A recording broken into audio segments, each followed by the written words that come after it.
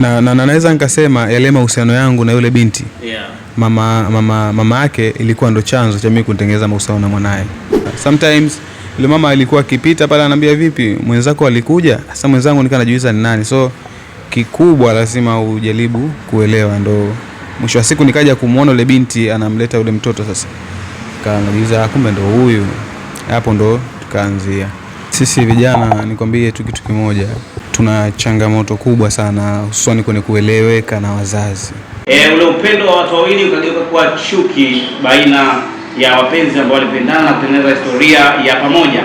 Yule ni binti ambaye nilikuwa naye kwenye mahusiano, nazungumzia kama miaka 8 iliyopita huko nyuma.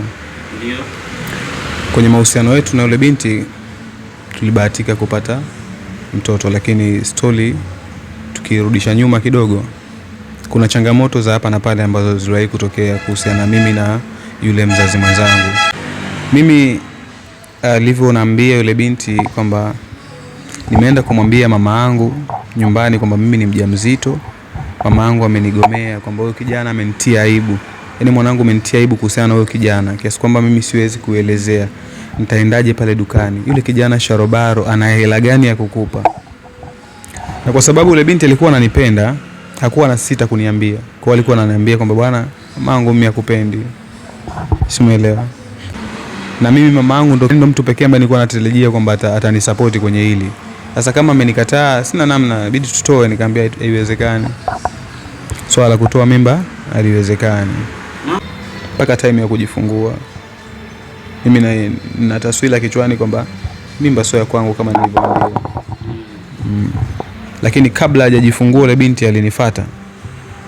Akaniambia naomba tuonane. Nikamwambia sawa, tunaweza tukaonana. Tulivyoonana nikamwambia sikiliza, mimi najua unaweza kanikasirikia mimi. Na haya yote tuliyofanya wewe unaweza kukasirika sana. Lakini mama yangu kiukweli tu ni hakupendi kwa sababu ya kipato na muonekano wako.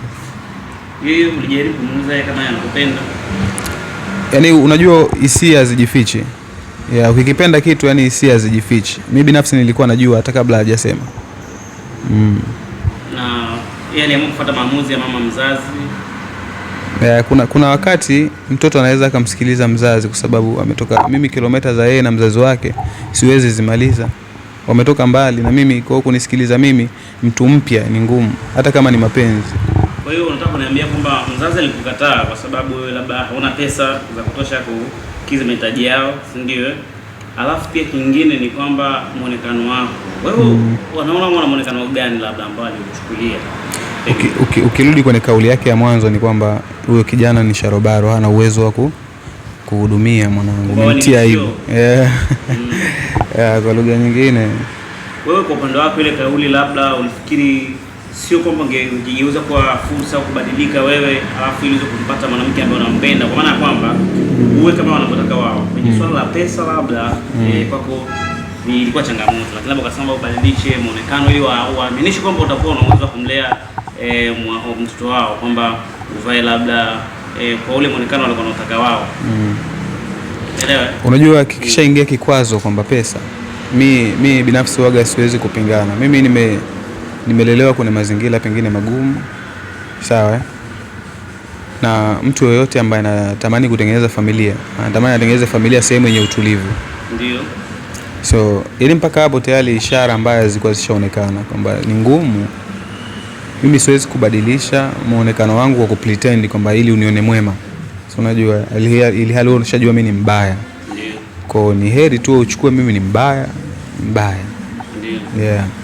Ndio kitu ambacho wao walikifanya, ila mimi binafsi nilikuwa naomba Mungu sana. Yaani naomba Mungu mtoto mpaka atakapokuja kujifungua iwe yani ile kama mshangao yani kwao kwamba sasa hii ni damu nzito kuliko maji. Walikuja kushangaa. Dadake na ule binti tulikuwa tuko pamoja sana, alikuwa akinipa info zote. Kwamba kweli mama yetu ndio hivi hakupendi na hivi na hivi, na mama yetu kwenye pesa kidogo ile. Kwa ilifika time dada yake mpaka yule binti anakata anajifungua. Alinifuata akanambia naomba nikukague vidole vyako. Mkagua nani vidole? Yaani yule dada yake na yule binti aje kunikagua mimi vidole vyangu. Akaniangalia, sijui kama ndo kuna njia gani. Kwa hiyo dadake alikuja akanikagua pale vidole, akasema unaonekana kama yeye. Yaani yule ni damu yako kabisa. Mimi binafsi nilikuwa na mapenzi sana na kile kiumbe kwa sababu ukizingatia ndo ile issue ya kwanza mimi kunitokea. Unajua nilikuwa nampenda yule mtoto kiasi kwamba mimi actually napenda watoto. Watoto nawapenda sana. Sasa sikuwa na namna, lakini akanielezea wewe kuwa tu mpole, damu yako haipotei, kama ni wako ni wako, atarudi tu. Sasa namrudishaje na nishaambiwa sio wako wangu. Unajua basi katulia. Ile binti akaenda sometimes aweza pata mood nzuri akakutafuta. Kama vipi bwana? Uko poa? Tunafanyaje? Mimi niko hivi sasa hivi, unajua. Lakini inafika time tena nakubadilikia. Sasa unajua. Nakumbuka siku moja kabla nafikiri yule binti alipataga safari, aliendaga Oman kufanya kazi kama wanavyoendaga kufanya kazi mabinti. Alipoenda kule mtoto akawa anaumwa kwa sababu aliondoka mtoto akamwacha kabla hata utosi hujakaza. Sasa mtoto alipata changamoto ya ule utosi unabidi ukaze alafu haukazi. Na hapo muda huo ukumbuke washampa mtu mwingine kwamba hii mimba ni huyu mtoto ni wa fulani, unajua. Walipompa mtoto ameumwa sasa utosi haukazi. Wameenda kwa watabibu, watafuta bwana mtusaidie wataalamu na nini. Kaambia huyu hamna kumtibia isipokuwa baba yake mzazi. Si umeelewa? Na hapo muda huo ushampa mtu mwingine. Hiyo siku nilipigiwa sana simu na yule mama mkwe pamoja na yule binti yuko nje. Nimepigiwa na yule mama mkwe mpaka kuna app moja hivi inaitwa Imo. Kama yani yule mama kwa sababu hizi yani nilikuwa nimeblock kwingine kote. Telegram si wapi nilikuwa nimeblock. Sikuwa nataka kabisa communication nao kwa sababu ni wale watu ambao walikuwa wanabadilika. Mimi nilikuwa nakipenda sana kile kiumbe. Kwa hiyo yule mama alinipigia mpaka Imo. Ananiambia sikiliza, ni baada ya kupokea simu ambaye sikiliza. Acheni matatizo yetu ya kuwa tunagombana hivi, lakini tuangalie kwanza mtoto. Ni anaumwa sana. Naomba utu-unblock tukuonyeshe hata picha. Kweli nikawa lazima ngoja niwasikilize. Nika-unblock WhatsApp akanitumia picha. Ile picha anitumia picha mtoto amekaa machozi yanamtoka. Mimi binafsi niliumia sana. Nikamwambia sawa. Lakini mimi nina wazazi pia. Inabidi muwatafute wazazi wangu muongee nao. Siwezi kuchukua maamuzi mimi kama awali kuzungushana hivi na hivi. Tafuteni wazazi wangu. Kweli wakamtafuta mzee wangu mimi wa kambo. Kazungumza naye. Bwana kuna 1 2 3 mtoto hivi na hivi. Kaambia basi ongea na yeye mwenyewe kama atalizia sawa. Kama hatolizia sisi hatuna neno. Umeona? Basi wakaendelea kuniomba msamaha. Mimi nikakaa na mzee kama sikiliza mzee. Huyu ni mtoto hana hatia. Acha tufanye tu matibabu. Sasa matibabu yenyewe sijui mimi namtibia vipi huyo mtoto. Nikamuuliza bibi akanambia dawa ni kweli ni wewe. Mpaka hao waje amlete mtoto alale naye kwako ndo dawa. Waswahili wanaelewa. Mtoto alale na wewe, yani ulela mtoto ulela. No, so yani mama mtoto aje na mtoto nyumbani. Nilale naye hayo mengine. Waswahili wanaelewa. Kwa hiyo alipokuja ile akawa yuko nje. Yule binti hakuletwa sasa mtoto. Akawa yuko nje lakini dada yake alimleta yule mtoto. Sasa sio katika dhamira ile tena ambayo alikuja na yule binti. Kwa hiyo ajabu kuzungumza kama hamna njia nyingine maana yake mamake yuko nje. Akaambia njia nyingine hapo. Akija mtoto sema naye tu maneno, mwambie yani moyo wako utulie tu. Zungumza maneno ya wema ambayo unajifeel wewe kwenye nafsi yako ili mradi asijisikie vibaya. Yani atoe ile tuseme siji chuki. Basi alipomleta kweli dadake alimleta mtoto nyumbani na mtoto alingangania hakuwa anataka kutoka. Umeona? Nikazungumza kwamba mimi sina tatizo na wewe.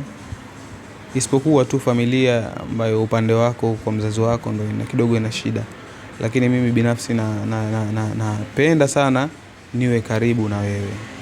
Mimi nachokuomba tu Mungu akuachie ukue na makuzi mema, hivyo vitu vingine vitakuja tu kuwa sawa. Kwa watu ambao wa karibu au familia hiyo, baada ya hiyo hali kutokea, labda hawakuhisi kwamba ulifanya mazingira ya kishirikina kuweza ili warudi waje wakupigia magoti au walihisi vipi wao kama wao? Mimi binafsi sijawahi kwanza kwenda hata kwa mganga. Waman yatawakkal Allahi fahuwa hasbu. Ukimtegemea Mungu hamna kitu kigumu kwako. Mimi binafsi hata nilikuwa nazungumza maneno kwa uzito sana. Sikuwa najua kwamba yaweza fanya kitu kingine cha tofauti. Kwa sababu ule mtoto mimi nilivyosema kwamba hawezi kutoka ile mimba yake, na haikuwa kweli. Simeelewa. Kwa hiyo Mungu mbele. Jamii pale inajua kwamba ule mtoto ni hivi. Watu wanajua wengi. Na nikawa najipa moyo, naamini kwamba ipo siku mtoto yule atamtafuta baba yake. Simeelewa. Ndio maana hata nilivyoona ile video mimi binafsi niliumia. Nilikuwa niko sehemu nikasimama, nilikuwa nasubiria usafiri niende sehemu, nikasimama nikaacha kwenda kwenye hiyo sehemu kwanza, nikarudi nikakaa. Wai, sawa, mimi tunaweza kumegombana, jaribu kutafuta taruha ya kumdanganya mtoto. Basi mimi si kweli kama hivyo mlivyotaka kuwa mimi baba huyo mtoto, lakini ni neno baya sana kumwambia mtoto babako amekufa ingali yuko hai. Sijui labda yule ambaye walimpa yule mtoto huenda ndo alikufa, I don't know, lakini mpaka mtoto amefika uwezo kuwa anajitambua kusema kwamba baba yuko wapi, tayari hata wale watu wa karibu pale kuna maneno atakuwa anajaribu kumpa, kwa sababu mtoto sasa hivi ni mkubwa, na nafikiri kwa miaka 7 au 8. Yeah. Kwa hiyo ni mtu ambaye anajitambua sasa. Wewe kwa jinsi ulivyoona ile video, ukasema labda ukamuulize mama mzazi ama ulinyamaza kimya ukabaki na moyoni, kuna hiyo yote familia najua hapo ulishaona ile video na imekugusa? Kwanza mimi ndio maana mwanzo nikwambia sipendi kuongelea sana hivi vitu, kwa sababu ile familia, mimi hata mtoto yule sometimes huwa naenda kule afu naenda kwa siri. Sasa unajua naenda kwa siri tu, mradi hata nimuone ile mtoto nafsi yangu itulie. Sometimes napata bahati kweli namuona, nikimuona nina zawadi kangu nimpe mtoto, anagoma, anakuambia bibi kanikataza. Na sio kama mtoto, yani mtoto yule kama akiniona ananikimbilia.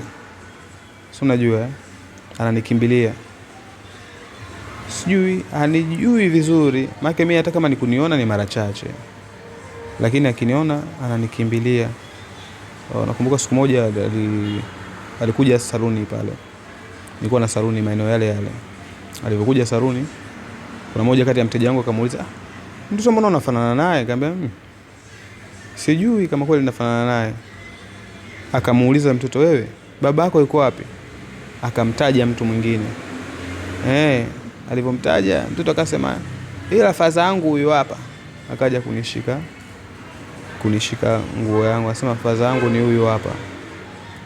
Kwa hiyo mtoto anajua mimi faza ila baba mwingine.